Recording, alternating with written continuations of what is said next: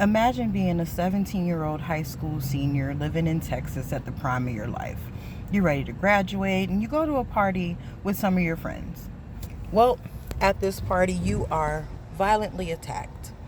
You are sexually assaulted. You now have to deal with that trauma. A few weeks later, you realize, I didn't get my cycle. But you chalk it up to just being stressed out and the trauma that you just experienced. 2 weeks later, you find out you're pregnant.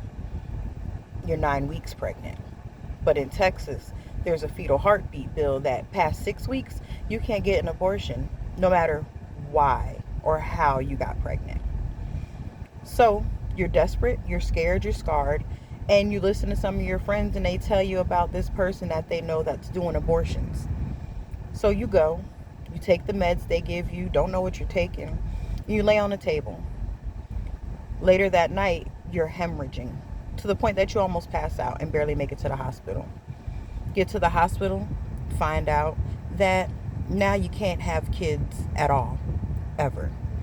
But had there been access to a safe facility, that would have never happened. My name is Unique and I am pro choice. In 1973, Roe versus Wade was passed by the United States Supreme Court, giving an individual a right to an abortion.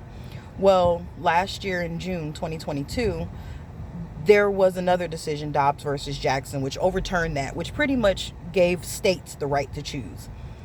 There are now 13 states that have a complete ban on abortion, and a dozen others that have fetal heartbeat bills or some form of regulation when it comes to banning abortion. Illegal or unsafe abortions leads to 13.2% of maternal deaths. On top of women dying, there's risk of infection, there's risk of hemorrhaging, incomplete removal of any pregnancy tissue, and long-term injuries to genital tracts and internal organs. But somebody else gets to choose that for you. With no concern for your economic status, your mental status, your cause of your pregnancy, you can't terminate. This is leading women, especially those with lack of education and lack of money, to make some horrible decisions that's costing them their lives. There are 391,000 children in foster care, sitting, waiting for adoption. Maybe some of those children wouldn't suffer if their mother had the option to have an abortion. Children are dying because women are not mentally stable to have children. Nobody should have that right over your body to choose. Your body, your choice.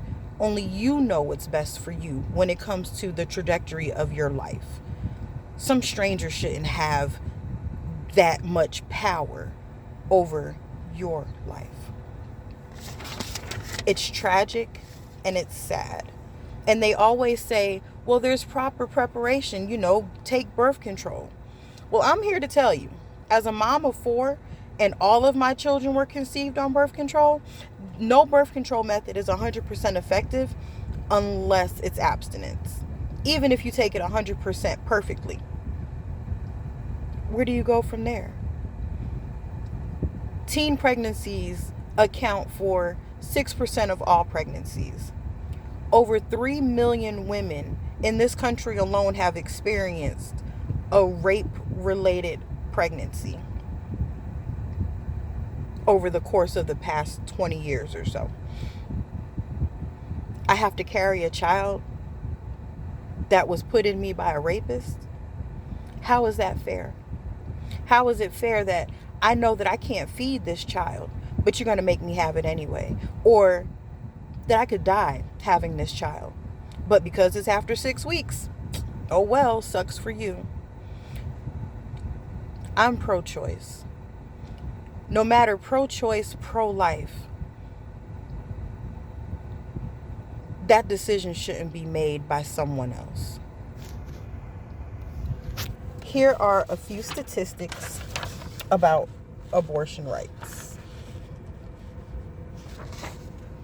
Abortion has no long-term physical effects when done safely and properly. 90% of people who have had an abortion reported feeling relief. 61% of abortions are obtained by people who have one or more children, and 1 in 3 women will have an abortion. Let people be able to choose for themselves. Again, my name is Unique, and I am pro-choice.